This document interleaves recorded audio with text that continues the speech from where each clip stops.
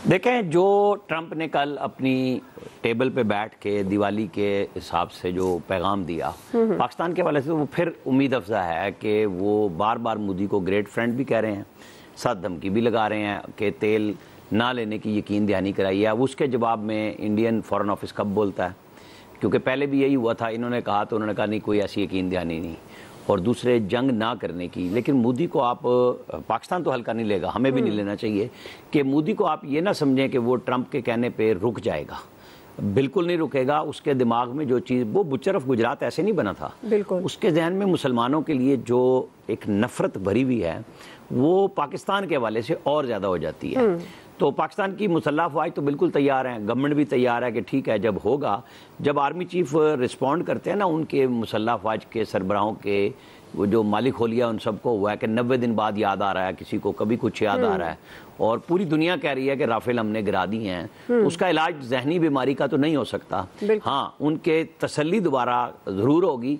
पाकिस्तान तो तैयार है, मोदी ने बहुत टाइम गुजार लिया है, उसका अपना टाइम ख़त्म हो रहा है वहाँ पे इंडिया में, वो उसको गुजारने के लिए और अच्छा बनाने के लिए एडवेंचर तो ज़रूर करेगा। ये हमारे पास कंफर्म रिपोर्ट है, वो रुकता कितना है मुझे यकीन नहीं है।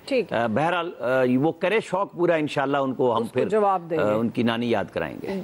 जी अयाज साहब, देखिए, मुल्कों के डिक्टेटर्स तो हुआ करते थे, अब भी हैं कुछ मुल्कों में, लेकिन इंटरनेशनल डिक्टेटर एक ही है जिसका नाम है डोनाल्ड ट्रंप। वो जो मुंह में आता कह देता है। अब देखे ना, मोदी को कह दिया उसने कि भाई जंग नहीं करनी पाकिस्तान के साथ, खबरदार। अब मोदी साहब कितना डरते हैं ट्रंप से ये मुझे नहीं पता, लेकिन मतलब ठीक है, वो चूंकि क्रेडिट लिया, वो उन्होंने लाखों लोग की जिंदगियां बचाई थी ट्रंप साहब ने, इसलिए उन्होंने कह दिया कि ना करें। जहां तक ऑपरेशन सिंदूर और जो भी उन्होंने नाम रखा हो उसका ताल्लुक है, वो तो मुसलसल जारी रखा हुआ है, इंडिया ने प्रॉक्सीज के थ्रू जारी रखा हुआ है।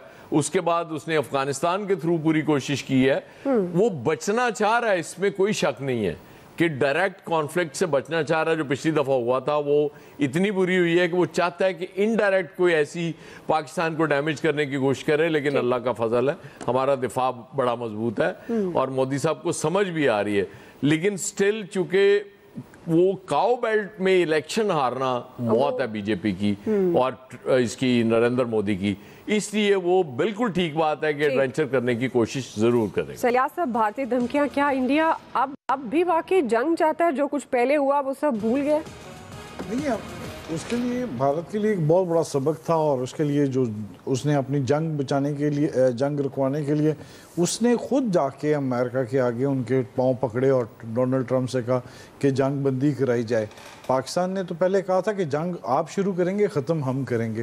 तो जब ख़त्म करने के लिए बिल्कुल वो उन्होंने जब रिक्वेस्ट की थी तो तब की थी ऑपरेशन संदूर। फिर उसके बाद उन्होंने गीदर बबकियाँ जो उनकी हैं कि जी अभी ऑपरेशन का वक्फा हुआ है, और ये और प्रॉक्सी वार देख लें, उसको डोनाल्ड ट्रंप को भी पता है कि ये अफगानिस्तान में जाके, जो यूएन की रिपोर्ट भी है कि अफगानिस्तान में कौन प्रॉक्सी वार पाकिस्तान के साथ कर रहा है, तो उसमें भी मुंह तोड़ जवाब दिया है। अब उसको पता है कि उसने देखा है कि दूसरी तरफ जो हलवा इस्तेमाल करके देखा है कि इनडायरेक्टली के क्या रिस्पांस आता है, तो उसको रिस्पांस पता है कि अगर अब उसने किया तो उसको भी ऑपरेशन संदूर तंदूर में बदल जाएगा और इनका बड़ा बुरा हाल होगा। तो इसलिए जाहिर है बीच में से वो खुश हुआ होगा कि डोनाल्ड ट्रंप ने कह दिया माई फ्रेंड ने, तो फिर इसलिए वो रोक रहा है कि वो इलेक्शन, इसलिए जंग लड़े। बीच में से तो वो खुश है कि जंग नहीं हो रही, लेकिन उसको एक दफा ये है कि उसके मुल्क में उसकी बड़ी, वो जो कहते हैं ना कि बड़ी ओए ओए हो रही है, सही, और तो उसको ये मिटाने के लिए ऐसे करे। ठीक है, खालिद कुयूम साहब,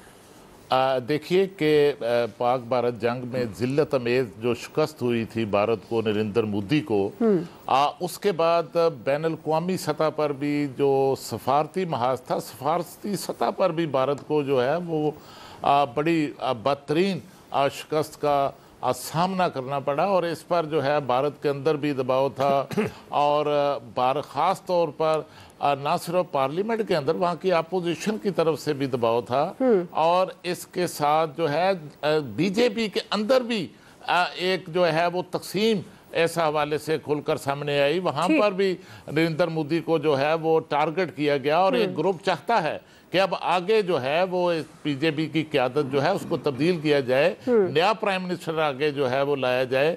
और इस वजह से ख़ास तौर पर जो बिहार का इलेक्शन है वो इस हवाले से जो कशीदगी की हवाएं और बातें भारतीय क़यादत की तरफ से आ रही है, उसकी वजह बिहार का इलेक्शन है, क्योंकि बिहार एक ऐसी रियासत है, हिंदू माइंडसेट की रियासत। आप सबका बहुत शुक्रिया। आज के एक्सपर्ट से इतना ही, फीडबैक दीजिएगा। ख्याल रखिए। अल्लाह हाफिज़।